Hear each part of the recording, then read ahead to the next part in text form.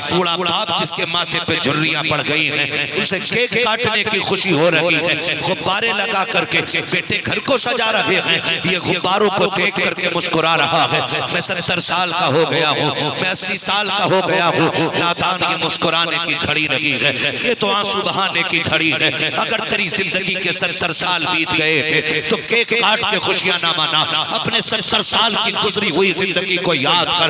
कितनी रातें तूने ऐसी गुजारी है जिनमें तूने सलात तस्बीह पढ़ी हो, जिनमें खड़े होकर के तूने तहज्जुद के सजदे किए हो। मुझे बता तो सकी, याद कर अपनी पूरी जिंदगी को। 70 साल में तूने कितनी मर्तबा रातों रात खड़े होकर के सलात तस्बीह में गुजारी है, रातों के क़याम में गुजारी है। अगर तुझे याद नहीं है कोई रात तो केक ना काट, खुशियां ना मना, बैलून ना फोड़, बल्कि रब तुझे तौफीक दे, मुसल्ला बिछा ले, आंखों में आंसुओं की खैरात ले ले, रब की बारगाह में सजदा रेज़ हो जा। वो इतना करीब है, इतना करीब है, एक रात रो के दिखा दे, वो तेरे 70 सालों के गुनाहों को पल में माफ फरमा दे।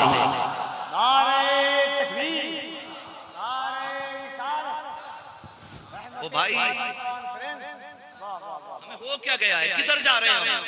किसी को मौत की फिक्र नहीं, किसी को मौत की फिक्र नहीं है, मरना है। क्या हमने उठते जनाजे नहीं देखे? क्या हमने अपने हाथों से मैयतों को गुस्ल नहीं दिया? क्या हमने उन्हें कफन से लिपटते हुए नहीं देखा? क्या हमने उन्हें वो कब्र में उतरते हुए नहीं देखा? किसी बुजुर्ग से कहा था नसीहत कर दे, उन्होंने फरमाया था जिनको उठते जनाजे नसीहत न कर सके उन्हें हम क्या नसीहत करेंगे। ओ भाई, दुनिया में सबसे बड़ी नसीहत उठते हुए जनाजे होते हैं। ये कब्रिस्तान में तादाद कसरत के साथ बनी हुई कब्रें हमें आगाह कर रही हैं। ये जो तुम किसी को लेके जाते हो कब्रिस्तान, हम ये सोचते हैं हम इसे कब्रिस्तान लेके आए हैं, लेकिन वो जनाजे में लेटा हुआ बंदा कहता है तू मुझे लेके नहीं आया, मैं तुझे यहाँ तक लेकर के आया हूँ और ये बताने के लिए आया हूँ कि आज मैं आया हूँ, कल तेरी बारी है। आज मैं यहाँ पे आया हूँ, कल तुझे आना है। मौलाए कायनात मौला अली हैं, कब्रिस्तान से गुजर रहे हैं। आज कितनी आसानी से कह देते हैं हम जन्नती हैं, अल्लाह करे हम जन्नती हो जाएं। ये नीयत अच्छी है, लेकिन कभी गौर तो कर लिया करो जिनके बारे में नबी ने कहा था अबू बकर जन्नती है, उस्मान जन्नती है, जिनको मुस्तफा मुस्तफा फिजा दे रहे हैं, उनकी जिंदगी का आलम ये है। उस्मान गनी कब्रिस्तान से गुजरते हैं, सारों कतार रोया करते थे। किसी ने कहा था उस्मान तुम्हें तो जन्नत की खुशखबरी मिल गई है, क्यों रोया करते हो? तो आप कहा करते थे ये कब्र आखिरत की मंजिल में सबसे पहली मंजिल है, अगर ये आसान हो जाएगी तो सारी मंजिलें आसान हो जाएंगी। मगर भला हो हमारी कौम का, करते क्या है हम जनाजों के साथ जाते जरूर हैं, वहां भी कहे लगाते हैं, ठट्ठे लगाते हैं। और यार कब्रिस्तान में जाकर के अपनी मौत को याद कर लिया करो, उस बेबसी को याद किया करो। जब तुझे और मुझे कब्र में उतारा जाएगा कोई यारो मददगार नहीं होगा।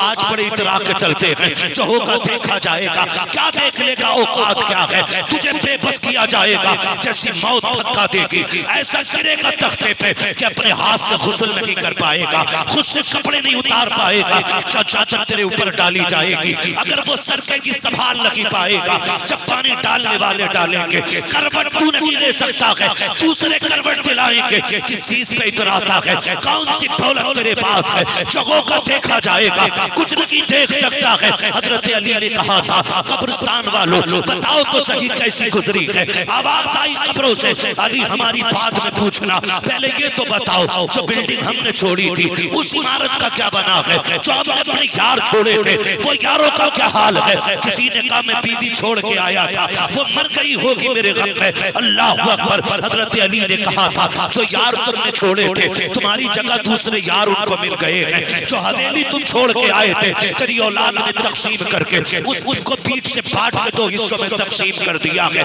तेरी बीवी बच्चों में घुल मिल गई है, अब तुझे कोई याद नहीं करता है। इतना सुना फिर हजरत अली ने कहा था अब तुम बताओ तुमने कब्र को कैसा पाया, काली जमाने वालों को जाके बता दो। हम ये समझते थे कि दौलत की कसरत ये कामयाबी है, है, इमारतों की बुलंदी कामयाबी है, गाड़ियों की खरीदारी ये सबसे बड़ी कामयाबी है। हमने इसको कामयाबी का मयार समझा, लेकिन जब कब्र में आए हैं और कब्र में पहला झटका दिया था तो दुनिया की सारी खुशियां भूल गए। ए अली ज़माने को बता देना, तैयारियां कर ले, कब्र के अंदर दुनिया का कोई सिक्का नहीं चलता है, कोई रियाल नहीं चलता है, कोई पैसा नहीं चलता है। अगर कब्र में चलता है तो मदीने वाले की मोहब्बत का सिक्का चला करता है।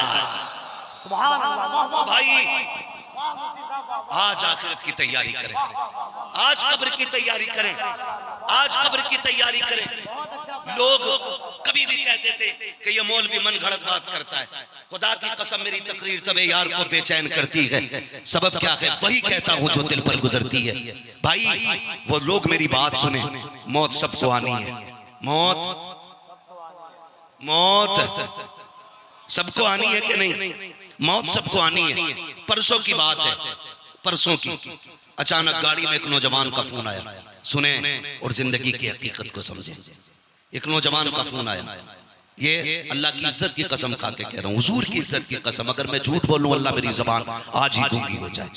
ये बात उसने नौजवान ने फोन करके कहा, मैं आपसे कुछ बात पूछना चाहता हूँ। मैंने कहा यार पूछ क्या बात है?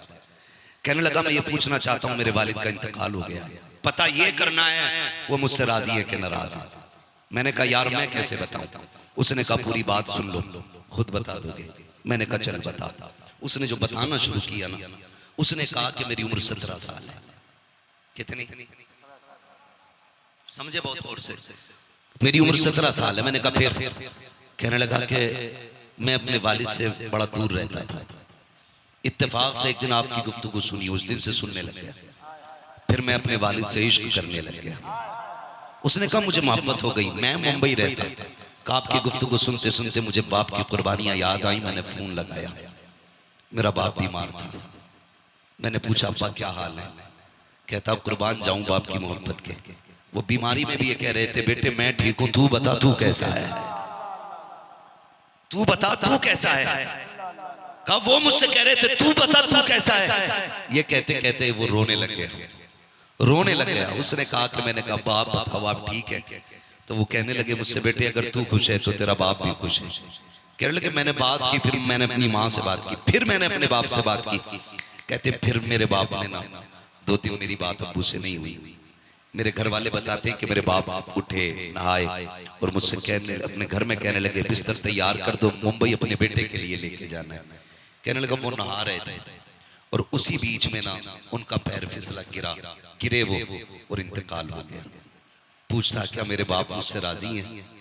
मैंने कहा यार जो जाते जाते ये कहता चला गया हो मेरा छोटा बेटा, मेरा छोटा बेटा, मेरा छोटा बेटा, अल्लाह की रहमत से उम्मीद है कि तेरा बाप तुझसे दुनिया से राजी होके गया, राजी होके गया। वो कहता 2 दिन पहले ना 2 दिन पहले मैंने ख्वाब देखा था, सुने मौत की हकीकत समझे। 2 दिन पहले मैंने ख्वाब देखा था, मैंने ख्वाब देखा मैं घर आ रहा हूँ, लेकिन मेरे बाप मुझसे कहते हैं कहाँ जा रहा है? रास्ते में वालिद मिल गए ख्वाब में, मुझसे पूछते हैं कहाँ जा रहा है? मैंने कहा घर। उसने कहा बेटे तू घर नहीं आ पाएगा, तू घर नहीं आ पाएगा। मैंने कहा क्यों? उसने कहा बेटे मैं जा रहा हूँ घर से। उसने कहा अब्बा कहाँ जा रहे हो? उसने कहा मैंने ख्वाब में देखा कि मेरे बाप जहाँ खड़े वो उजाला ही उजाला था, बाकी चारों तरफ अंधेरा ही अंधेरा था। मुझसे उन्होंने कहा वो नजर उठा के देख सामने। कहता मैंने नजर उठाई तो सामने 2 नकाब पोश थे, मेरे पैरों के नीचे की जमीन निकल गई। मैंने अब्बा की कलाई पकड़ ली, अब्बा मुझे भी तेरे साथ जाना है। उन्होंने कहा नहीं बेटे ये मुझे लेने आए हैं, तुझे लेने नहीं आए, तुझे लेने नहीं आए। कहा 2 दिन पहले ये ख्वाब देखा कि वो उसके साथ चले गए। और फिर कहता है कि फिर वही हुआ, मेरे बाप ने 2 दिन पहले कहा था तू नहीं आ पाएगा। उसने कहा जब मैं घर पहुंचा मेरे बाप का दफन हो चुका था, दफन हो चुका था। तुम्हें क्या लगता है कि हमें अपनों की मिट्टियां मैसर हो जाएंगी? जरूरी है जिससे जो वादे किए वो पूरे होंगे? क्या हम अपने जनाजों को कांधे दे पाएंगे? मुझे बताया जाए। हम तो गारंटी से इस दौर में ये भी नहीं कह सकते कि हमें कफन में असर होगा कि नहीं। कब्र तो बड़ी बात है, ये नहीं कहा जा सकता कि हमें कफन भी मिलेगा कि नहीं। ऐसे ऐसे हादसे होते हैं कि पहचान तक नहीं होती है, पहचान तक नहीं होती है। और यार रिश्ता उसूल से मजबूत करो। क्यों नहीं सजा लेते चेहरों पे दाढ़ी? क्यों नहीं बना लेते लिबास मुस्तफा जैसा? कई बार ऐसा होता था जेब में आईडी नहीं होती है, हादसा हो जाता है, इंसान रोड से चिपक जाता है, कोई पहचान नहीं होती है, फिर उठा के लावारिस समझ के उसको किसी लावारिस खाने खैमे में डाल दिया जाता है। जिनको दफन होना था उन्हें शमशान पहुंचा दिया जाता है, जिन्हें शमशान जाना था उन्हें कब्रिस्तान पहुंचा दिया जाता है। वजह क्या होती है कि कोई अलामत नहीं होती। और भाई अपने सरों पे टोपियां रखा करो, चेहरों पे ताड़ियां रखा करो, इसलिए कि अगर हाथ से कितने भी बुरे तरीके से हो जाए, अगर एक एक निशान भी मिट जाएगा, तेरे लाश से लिपटी हुई टोपी कह देगी इसे लावारिस ना समझना, ये वो है जिसका काबे वाला भी वारिस है, मदीने वाला भी वारिस।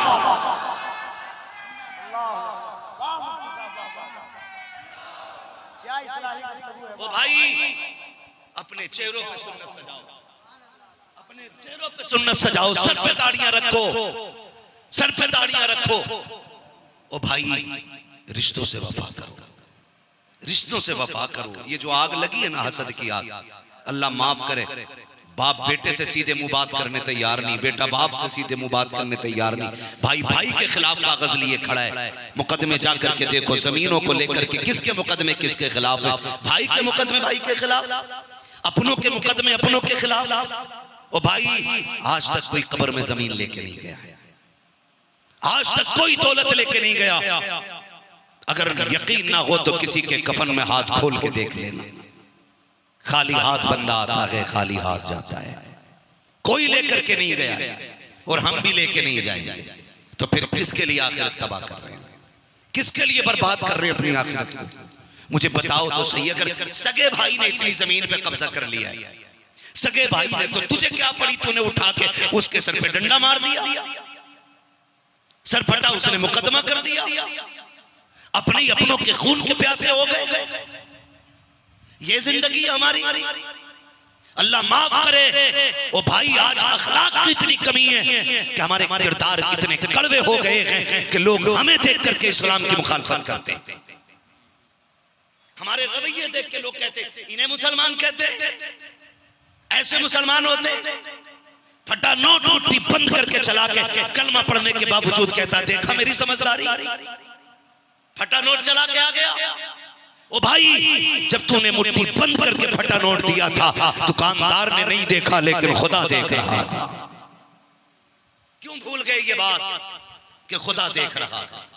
वो तुमसे हिसाब लेगा इसका, और जब वो इंसाफ की तराजू कायम करेगा, कोई माई का लाल बचाने वाला नसीब नहीं होगा। जानते हो आज जो ताकतवर होता है कमजोर को मारता भी है, रोने नहीं देता है। कहावत है जबर मारे रोने भी ना दे। ओ भाई ये कब तक चलेगी? जब तक मौत नहीं आ रही है। जिस दिन मौत आ गई सारी ताकत धरी की धरी रह जाएगी। जब मैदान कयामत में इंसाफ का तराजू कायम किया जाएगा, चिड़िया जानते हो कितनी तेज बोलती है, अगर वो पूरी ताकत से बोले तो चार लोगों को आवाज नहीं आती है, लेकिन अगर किसी ने किसी चिड़िया को तकलीफ पहुंचाई है, मैदान कयामत में उसकी आवाज इतनी बुलंद कर दी जाएगी, इतनी बुलंद कर दी जाएगी कि जब वो रब से अपना दर्द बयान करेगी, उसकी आवाज सुनने के बाद अहले महशर जिन्होंने परिंदों पे जुल्म किया होगा अपने कानों में उंगलियां डाल लेंगे, लेकिन फिर भी वो आवाज उनके कानों के पर्दों से टकराएगी। और क्यों आवाज तेज ना हो, उस दिन रब्बे कदीर का ऐलान होगा